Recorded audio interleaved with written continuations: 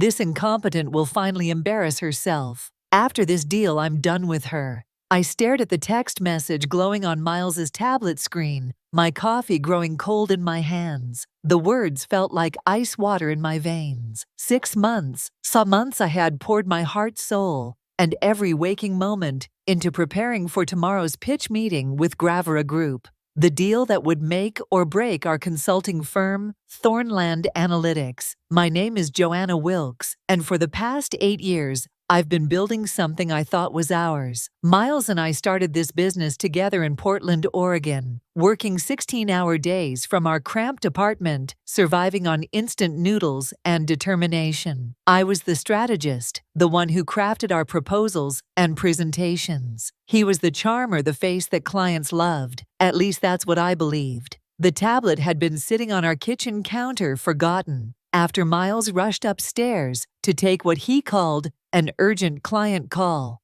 The screen lit up when I accidentally bumped it while clearing dishes. What I saw made my stomach drop. The message was sent to someone named V, with a heart emoji next to the contact name. Victoria, his assistant, the woman who'd been working late with him far too often these past few months. I scrolled up through their conversation, my hands trembling. Months of messages, intimate jokes, plans for after the divorce, detailed discussions about how they would push me out of the business once this Gravera deal was secured, how he'd been telling potential investors that I was just the background support while he was the real brains behind the operation. The cruelest part, they'd been laughing about my dedication, about how hard I'd been working on this presentation, staying up until 3:00 a.m., perfecting every slide, rehearsing every talking point about how I had no idea what was coming. Baby, you should see her scrambling around thinking this is her big moment.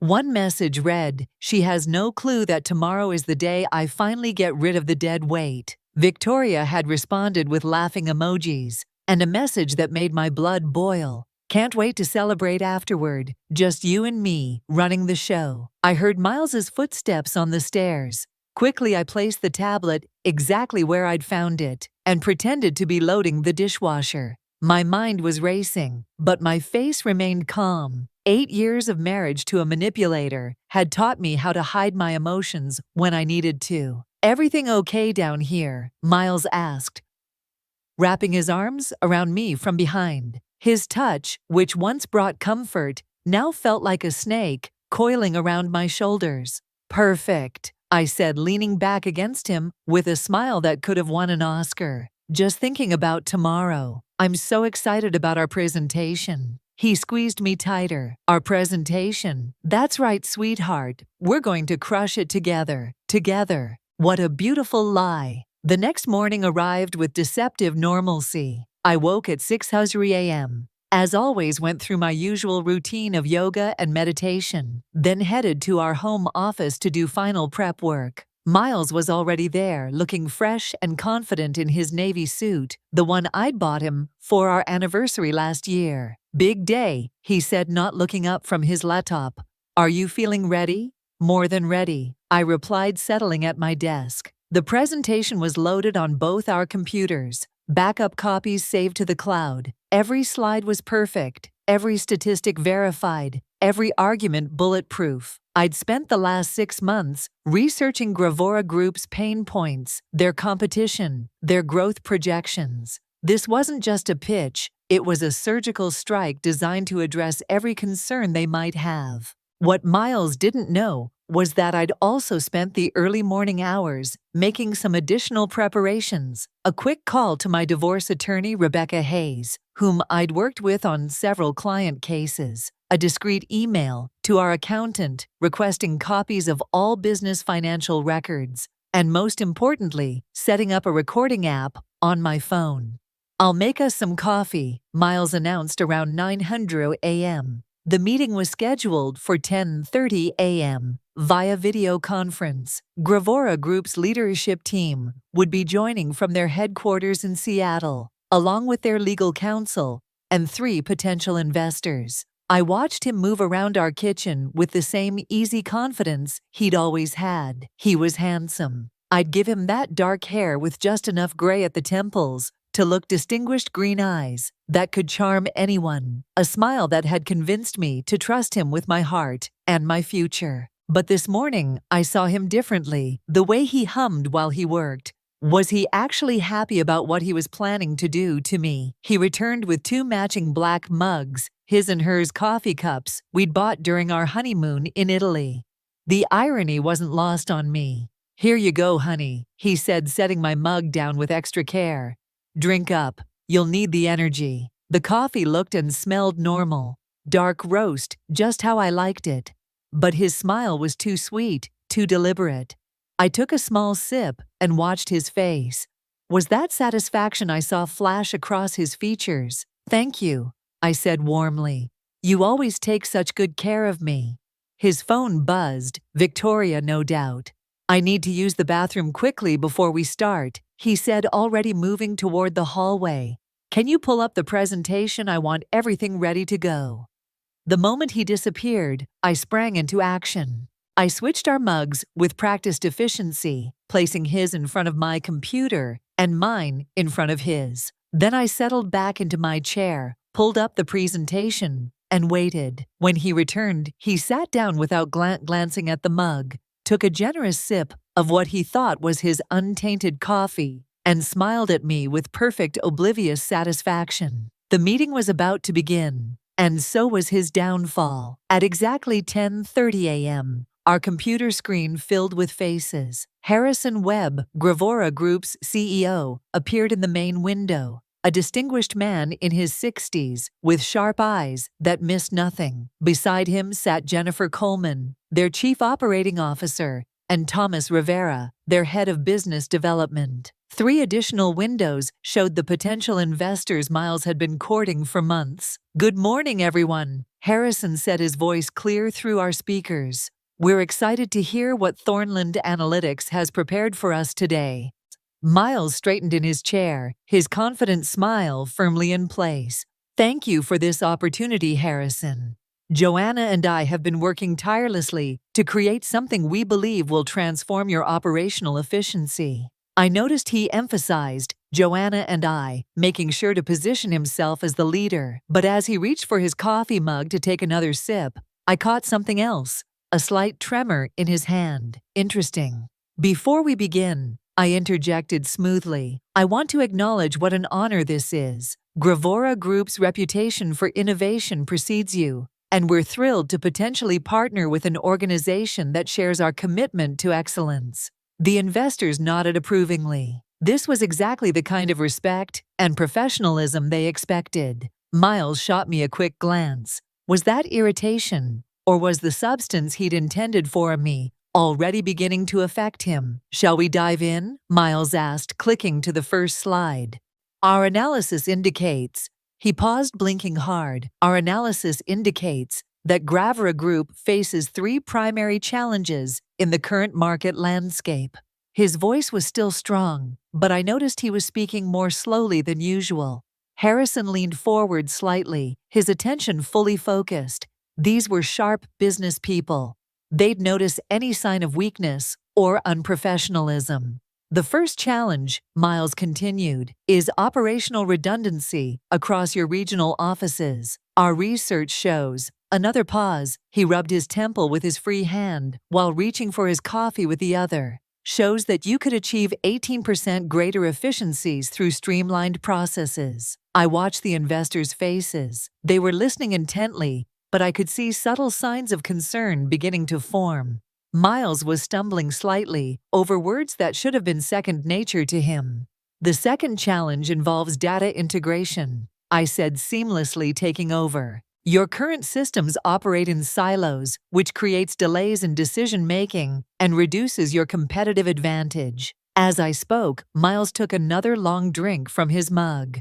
The irony was exquisite. He was essentially poisoning himself with his own treachery. But I kept my expression neutral, professional. This had to look natural. "Miles, would you like to elaborate on the technical aspects?" I asked sweetly. He blinked several times, clearly trying to focus. "Yes, absolutely. The technical aspects are quite complex, but essentially," his words were beginning to slur almost imperceptibly. Harrison's eyebrows rose slightly. In the business world, this kind of unprofessional behavior during a critical presentation was career suicide, and Miles was about to make it much, much worse. Miles, Jennifer Coleman's voice, cut through the silence as my husband stared blankly at the screen, his mouth slightly open. 20 minutes had passed since the meeting began, and what had started as subtle confusion was now becoming impossible to ignore. "I'm sorry," Miles said, shaking his head vigorously. There's something." He reached for his coffee again, taking another gulp, as if it might clear his head. The substance, whatever it was working exactly as he'd planned it to work on me. "The data integration challenges are significant." That was when Harrison Webb's expression shifted from polite attention to genuine concern. "Mr. Wilkes, are you feeling all right? Perhaps we should reschedule if you're not well." I saw my opening. "Harrison, if I may," I said, my voice calm and professional. "Miles has been pushing himself extremely hard to prepare for this presentation. He was up until 4:30 a.m. last night, making final adjustments. Perhaps I should take over while he collects himself." It was a masterful move. I appeared caring and professional, while subtly suggesting that Miles's behavior was due to exhaustion rather than incompetence. But more importantly, I was positioning myself to salvage what he was destroying. "That would be appreciated," Thomas Rivera said from his window. "We're very interested in hearing the full proposal." Miles tried to protest. "No, I'm fine, I can," but as he attempted to stand, he swayed slightly and had to grip the edge of the desk. The investors exchanged glances that spoke volumes. "Please, darling," I said, standing and gently placing my hand on his shoulder. "Let me handle this. You've done so much work already." To the camera, I added, "I know every detail of this proposal as well as Miles does. We've been true partners in developing this strategy."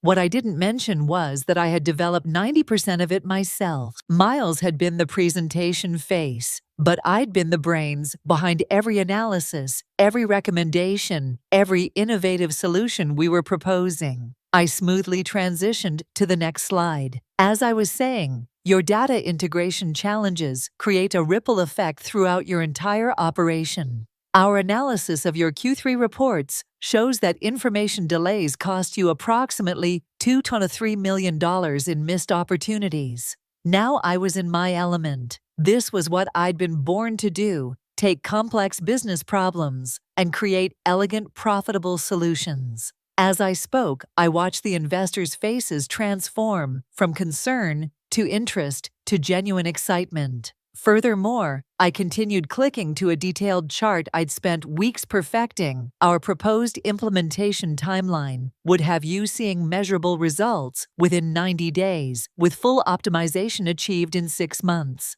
Harrison leaned back in his chair, clearly impressed. "These metrics are quite ambitious, Mrs. Wilkes. How confident are you in these projections?" "Completely confident," I replied without hesitation. "We've modeled these scenarios using data from 3 comparable companies, and in each case, our methods exceeded projected outcomes." Behind me, Miles was trying desperately to regain his composure. He'd managed to sit back down, but his face was pale, and he was blinking repeatedly, as if trying to clear his vision. The substance he'd intended to humiliate me with was systematically destroying his credibility instead. "This is impressive work," Jennifer Coleman said. "The depth of analysis is exactly what we'd hoped to see." "Thank you," I said, genuinely pleased. "This project represents months of research and strategic thinking. We understand that you have multiple consulting firms competing for this contract, which is why we've gone far beyond surface-level recommendations." As I spoke, I noticed one of the investors, Margaret Torres, from Callan Moore Partners, taking notes furiously. That was always a good sign. In my peripheral vision, I could see Miles fumbling with his coffee mug again, clearly confused about why he was feeling worse instead of better. The beautiful irony wasn't lost on me. He'd planned to watch me humiliate myself to use my supposed failure as justification for pushing me out of our business. Instead, he was witnessing my finest professional moment while experiencing the very fate he'd intended for me. But this was only the beginning. The best part was yet to come.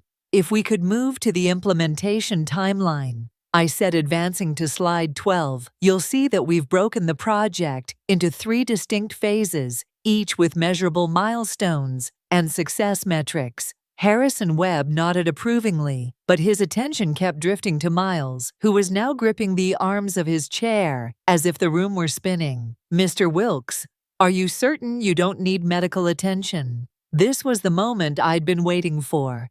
"You know what?" I said, as if the idea had just occurred to me. "Miles, why don't you step away for a few minutes, get some fresh air, maybe splash some water on your face? I can handle the rest of the presentation." Miles looked at me with confusion. And was that fear? He was beginning to realize that something was seriously wrong, but he couldn't figure out what.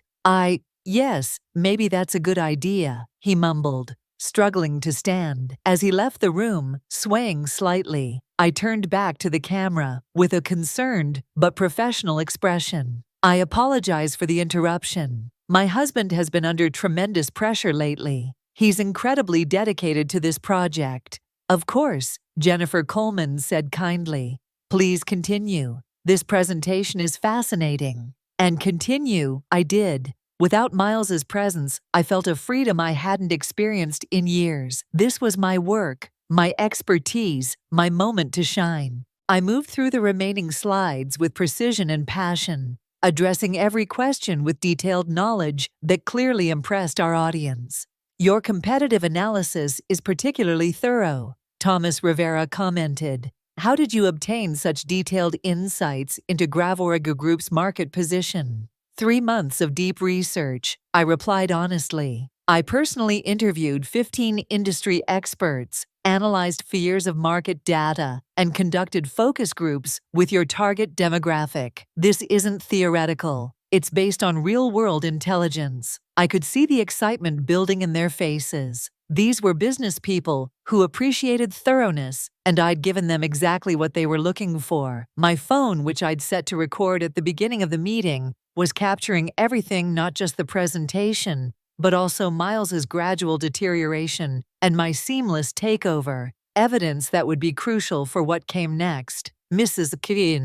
Wilkes," Harrison said as I approached the final slides, "this level of preparation is exceptional. How long have you been developing these strategies?" "I've been working on variations of this approach for over 2 years," I said. "When we learned about the opportunity to work with Gravora Group, I adapted and refined these concepts specifically for your needs." What I didn't mention was that Miles had contributed virtually nothing to the strategic development. He'd been focused on schmoozing potential clients at expensive dinners, while I'd been doing the actual work of building our business. "The financial projections are compelling," Margaret Torres interjected, "but implementation is where most consulting projects fail. How do you ensure successful execution?" I smiled. This was where I truly shined. Accountability is built into every phase, as weekly progress reports, monthly milestone reviews, and quarterly strategic assessments. Plus, I personally oversee every major implementation step.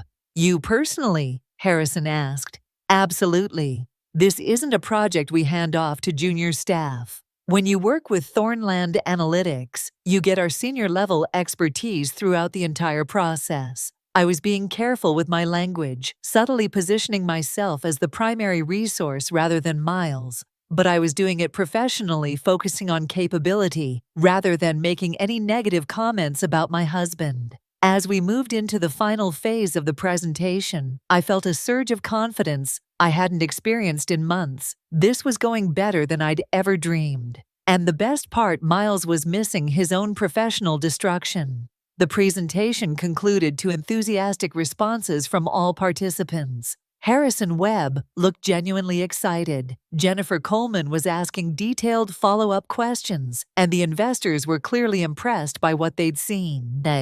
"Mrs. Wilkes, this has been outstanding," Harrison said. "I have to ask, is this level of strategic thinking typical of your work?" "It is," I replied confidently. "I believe in going beyond surface-level analysis to uncover the real opportunities for growth and efficiency." How soon could you begin implementation if we move forward? Thomas Rivera asked. Immediately, I said. I've already cleared my schedule in anticipation of this project. My full attention would be dedicated to ensuring Gravora Group's success. Again, I was careful to use I rather than we. Not inaccurately, I truly was the one who would be doing the work, but it was also strategically positioning myself as the primary resource. That's when Miles stumbled back into the room, looking even worse than when he'd left. His face was ashen, he was moving unsteadily, and there was genuine confusion in his eyes. How's everything going? He asked, his words noticeably slurred. Now the contrast was striking. Here I was delivering a flawless presentation with confidence and expertise, while he could barely form coherent sentences. The optics were devastating for him. We were just discussing implementation timelines, I said gently, as if speaking to someone who was clearly unwell. Why don't you sit down, honey? Harrison Webb's expression had shifted to one of concern, mixed with professional assessment. In the business world, reliability and professionalism were everything. What he was witnessing would raise serious questions about Miles's capability to handle a multi-million-dollar project. Mr. Wilkes, Harrison said carefully, perhaps we should continue this conversation when you're feeling better. No, Miles protested, trying to inject energy into his voice. I'm fine, just tired. Let me walk you through the final recommendations. But when he tried to advance to the next slide, he clicked the wrong button and accidentally closed the presentation entirely. The fumbling that followed his desperate attempts to reopen the file, while clearly struggling with basic computer functions, was painful to watch. It's all right, I said smoothly, reopening the presentation on my computer and sharing my screen instead. Technical difficulties happen. Here we go. I guided the discussion through the final points, with professional grace, making Miles's struggles look like minor hiccups rather than major red flags. But the damage was done. These business leaders had seen everything they needed to see. As the meeting wound down, Harrison made a comment that sent chills down my spine. Mrs. Wilkes, your expertise is exactly what we're looking for. We'll be in touch very soon with our decision. Not your company's expertise, not Thornland Analytics expertise, my expertise. After we ended the call, Miles slumped in his chair, looking confused and exhausted. What happened? He asked. I felt fine this morning, and then… You've been pushing yourself too hard, I said with false sympathy. Maybe you should go lie down. I'll handle any follow-up with the clients. As he struggled to stand and make his way to our bedroom, I sat alone in our office, contemplating what had just occurred. The meeting had gone better than I'd ever imagined. I'd not only salvaged what Miles had tried to destroy, I'd potentially secured the biggest contract of our careers. But more importantly, I documented everything. The recording on my phone captured not just Miles's deteriorating condition, but also his admission that he'd felt fine that morning, before drinking the coffee he'd prepared. The trap he'd set for me had caught him instead, and now it was time to spring a few traps of my own. Within an hour of the meeting's conclusion, I was already implementing the next phase of my plan. Miles was upstairs, sleeping off whatever substance he'd intended to use against me, while I worked methodically to secure my future and expose his betrayal. First, I called Rebecca Hayes, my attorney. Rebecca, it's Joanna Wilkes. We need to meet today. I have evidence of my husband attempting to drug me, plus documentation of his plans to steal our business. Joanna, that's a serious accusation. What kind of evidence are we talking about? Audio recordings, text messages, and witness testimony from a business meeting where he inadvertently dosed himself with whatever he'd put in my coffee. Can you meet me at 4 p.m.? Next, I forwarded the screenshots I'd taken of Miles's text conversation with Victoria to my secure email account. Then I sent a carefully worded email to Harrison Webb. Dear Mr. Webb, thank you for your time today. I wanted to follow up personally on a few details from our presentation. As you may have noticed, my husband seemed unwell during our meeting. This morning's incident has made me realize that I need to address some personal matters that could affect our professional relationship. I want to assure you that my commitment to this project remains absolute, and my ability to deliver results is in no way compromised by these personal circumstances. I'll be available by email and phone for any questions you might have. It was professional, but hinted at underlying issues without being explicit. Harrison Webb was shrewd enough to read between the lines. Finally, I called our business accountant and requested an emergency audit of all company finances. I need documentation of who contributed what to the business, including intellectual property, client relationships, and financial investments. By 3 p.m., I'd also visited our bank and opened a separate business account in my name, only transferring the funds I could prove I'd personally contributed to the company. The intellectual property rights were trickier,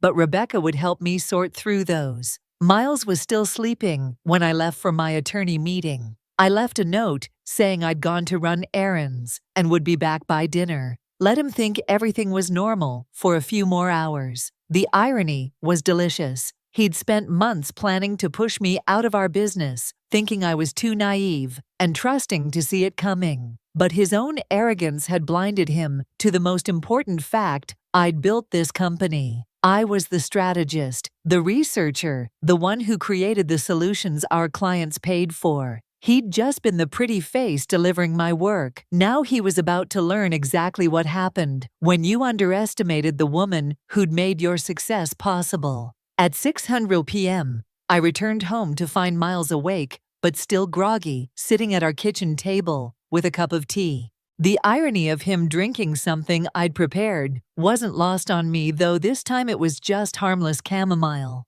"Feeling better?" I asked, setting down my purse and affecting a concerned tone. "I don't understand what happened," he said, rubbing his temples. "I felt fine this morning, then suddenly I could barely think straight during the meeting. I probably ruined everything." "Don't worry about it," I said soothingly. "I managed to salvage the presentation. Actually, Harrison Webb seemed quite impressed with our work." Miles looked up sharply. "Our work? Well, the strategic analysis we developed together," I said carefully, "though I did most of the talking after you started feeling unwell." I watched his face as the implications sank in. If I'd successfully completed the presentation, then his plan to watch me fail had backfired completely, but he couldn't figure out how or why he'd been the one to fall apart instead. "Did they say anything about moving forward?" he asked. "Harrison said they'd be in touch soon with their decision. I think we have a real chance." What I didn't mention was the email I'd received from Harrison just an hour earlier. "Joanna, after today's presentation, I'm confident that you're exactly what Gravora Group needs.